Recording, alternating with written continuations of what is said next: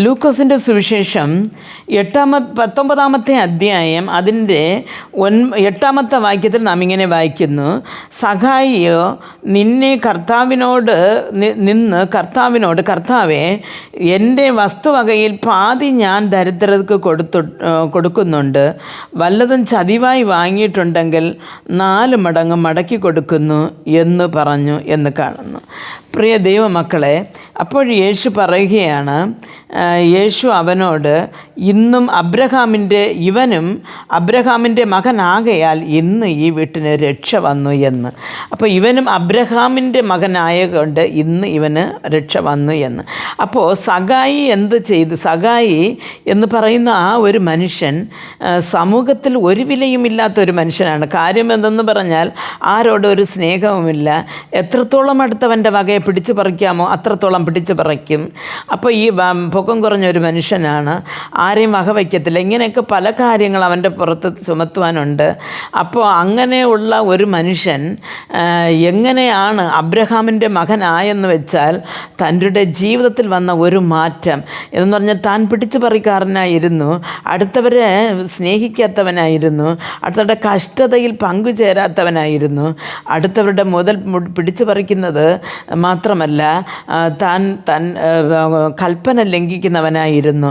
അപ്പോൾ എങ്ങനെ ഗവൺമെൻറ് നിശ്ചയിച്ച ആ വരിക്കും പുറമേ ഇവൻ വരി വാങ്ങും. അപ്പോൾ ഇങ്ങനെയൊക്കെ പല കാര്യങ്ങൾ ചെയ്തുകൊണ്ടിരുന്ന ഒരു സഖായിക്ക് എങ്ങനെയാണ് ഒരു മാറ്റം വന്നു എന്ന് കേട്ടാൽ, ക്രിസ്തുവിൻ്റെ വചനം ഉള്ളിൽ ചെന്നപ്പോൾ തന്നിൽ താനെ ഉണ്ടായ ഒരു മാറ്റമാണ് യേശു ക്രിസ്തു പറഞ്ഞത്, ഇന്ന് ഇവനും അബ്രഹാമിൻ്റെ പുത്രനായിരിക്കുന്നു എന്ന്.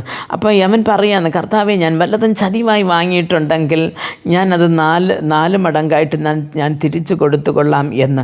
അപ്പോൾ നാം എപ്പോഴാണ് ഒരു മാനസാന്തരത്തിലേക്ക് വരുന്നത്? നമുക്ക് ഇഷ്ടമില്ലാത്ത പ്രവർത്തികൾ തന്നെയാണ് നാം ചെയ്തുകൊണ്ടിരിക്കുന്നത്. നമ്മൾ അല്ലെങ്കിൽ മദ്യപിക്കുന്നുണ്ട്, സിഗരറ്റ് വലിക്കുന്നുണ്ട്, ലഹരി വസ്തുക്കൾ ഉപയോഗിക്കുന്നുണ്ട്. ആയതുകൊണ്ട് ഈ ബോധമില്ലാതെ വീട്ടിലും ഓഫീസിലും അല്ലെങ്കിൽ സ്കൂളിലും കോളേജിലും പോകുന്നിടത്തിലും വരുന്നിടത്തിലും ഒരുപാട് ശത്രുക്കൾ നമുക്ക് കാണാം. പക്ഷെ അതെല്ലാം ഈ ലോകത്തിലുള്ള ആ ഒരു കൂട്ടുകെട്ടുകൾ അല്ലെങ്കിൽ ആ ഒരു മദ്യം അല്ലെങ്കിൽ ഒരു ആ ലഹരി വസ്തു അല്ലെങ്കിൽ വേണ്ടാത്ത ചീത്ത സ്വഭാവങ്ങൾ ഇരിക്കുന്നത് കൊണ്ടാണ് നമുക്ക് വരുന്നത്. അപ്പോൾ ഈ സഖായിക്ക് കുറേ ചീത്ത സ്വഭാവങ്ങൾ ഉണ്ടായിരുന്നു. പിടിച്ചു പറയും, ഗവൺമെൻറ് ഇടുന്നതിലൊന്നും അധികം വരി ചെലുത്തുന്നതും, ആരോടും സ്നേഹമില്ലാത്ത ഒരു യാത്ര. പക്ഷെ അതിൽ നിന്നെല്ലാം മാറി ഈ ലഹരി വസ്തുക്കൾ ഉപയോഗിക്കുന്നതിൽ നിന്ന് മാറി നല്ല സ്വയബോധമുള്ളവരായി അല്ലെങ്കിൽ അടുത്തവരെ സ്നേഹിക്കുവാൻ പഠിക്കുമ്പോൾ സ്നേഹമായ കർത്താവ് നമ്മയും അബ്രഹാമിൻ്റെ മക്കളായിട്ട് തന്നോട് ചേർത്ത് കൊള്ളും എന്നത് നാം മറന്ന് കളയരുത്. ആയതുകൊണ്ട് പ്രിയ ദൈവമക്കളെ, ഞാനൊരു പാപിയാണ്, ഞാൻ കുടിച്ചു കൊണ്ടിരിക്കുന്നു, അല്ലെങ്കിൽ ഞാൻ വ്യഭിചാരം ചെയ്തുകൊണ്ടിരിക്കുന്നു, അല്ലെങ്കിൽ മോഷ്ടിച്ചു കൊണ്ടിരിക്കുന്നു, എനിക്ക് ഈ സ്വർഗ്ഗഭാഗ്യം കിട്ടുമോ? കർത്താവ് എന്നെയും അബ്രഹാമിൻ്റെ മകനായിട്ട് ചേർത്ത് കൊള്ളുമോ എന്ന് കേട്ടാൽ നിർബന്ധമായിട്ടും ചേർത്ത് കൊള്ളും. പക്ഷേ ചേർത്ത് കൊള്ളണമെങ്കിൽ ചില കാര്യങ്ങൾ നാം ചെയ്യേണ്ടിയിരിക്കുന്നു. ഈ സഖായി ചതിവായി വാങ്ങിയതിന് എങ്ങനെ 4 മടങ്ങായി തിരിച്ചു കൊടുത്തിട്ട് താൻ വീണ്ടും ചതിവായി വാങ്ങാതിരുന്നത് പോലെ നമ്മുടെ കരങ്ങളിൽ ദൈവകൽപ്പനയ്ക്ക് വിരോധമായിട്ട് എന്തോന്ന് സ്വഭാവമായിരിക്കുന്നു, ആ സ്വഭാവത്തിനെ മാറ്റി നാം ക്രൂശിങ്കിൽ നാം അത് കുഴിച്ചിട്ടിട്ട് നാം ഒരു പുതിയ വ്യക്തിയായിട്ട് അടുത്തവർക്ക് നന്മ ചെയ്യുന്നവരായി, അടുത്തവരെ സ്നേഹിക്കുന്നവരായി, അടുത്തവരുടെ കഷ്ടം മനസ്സിലാക്കുന്നവരായി, അങ്ങനെ പരസ്പരം മനസ്സിലാക്കുന്നവരായിട്ട് ഒരു പുതിയ ജീവിതത്തിലേക്ക് വരുമ്പോൾ, കർത്താവിൻ്റെ കൽപ്പനകൾ അനുസരിക്കുമ്പോൾ നമുക്കും കർത്താവ് ഈ സഖായിക്ക് കൊടുത്തതുപോലെ നമുക്കും സ്വർഗ്ഗഭാഗ്യം അല്ലെങ്കിൽ കർത്താവിൻ്റെ അബ്രഹാമിൻ്റെ മക്കളെന്നുള്ള ആ ഒരു പദവി നമുക്ക് നൽകുകയാണ്. പ്രിയ ദൈവമക്കളെ, കുറേ ദിവസം നാം നല്ലത് ചെയ്തിട്ട് വീണ്ടും ചെന്ന് നാം വേണ്ടാത്തത് ചെയ്താൽ അബ്രഹാമിൻ്റെ മകനെന്ന് വിളിച്ചത് കൊണ്ട് ഇനി ലാസ്റ്റ് വരെ വിളിക്കുമെന്നാരും ഉദ്ദേശിക്കുകയേ വേണ്ട. നാം നല്ലത് ചെയ്യുന്നത് മരണം വരെ ചെയ്യണം. നമ്മുടെ മാനസാന്തരം എന്ന് പറയുന്നത് 1-2 ദിവസത്തേക്കോ 1-2 മാസത്തേക്കോ വർഷങ്ങൾക്കോ ഉള്ളതല്ല. നമുക്കറിയാം, ചിലവർ കുടി നിർത്തും എന്ന് പറഞ്ഞ് ഏറ്റവും പ്രിയപ്പെട്ടവരുടെ തലയിൽ അടിച്ചൊക്കെ അങ്ങ് സത്യം ചെയ്യും, ഞാനിനി മദ്യപിക്കത്തില്ല, ലഹരി ഉപയോഗിക്കത്തില്ല, അല്ലെങ്കിൽ ചീത്ത കൂട്ടുകെട്ടിലേക്ക് ഞാൻ പോകത്തില്ല, ഇങ്ങനെ പല കണക്കിൽ പറഞ്ഞ് അങ്ങനെ സത്യം ചെയ്യും. പക്ഷെ ചിലപ്പോഴും 1 മാസമോ 2 മാസമോ അല്ലെങ്കിൽ ഒരു 6 മാസമോ 1 വർഷമൊക്കെ അങ്ങനെ അങ്ങ് പോയിട്ട് കുറേ സമയം കഴിയുമ്പോൾ വീണ്ടും താൻ വിട്ടുവന്ന തെറ്റിലേക്ക് തിരിഞ്ഞു പോകുന്ന ഒരുപാട് പേര് നമുക്കറിയാം.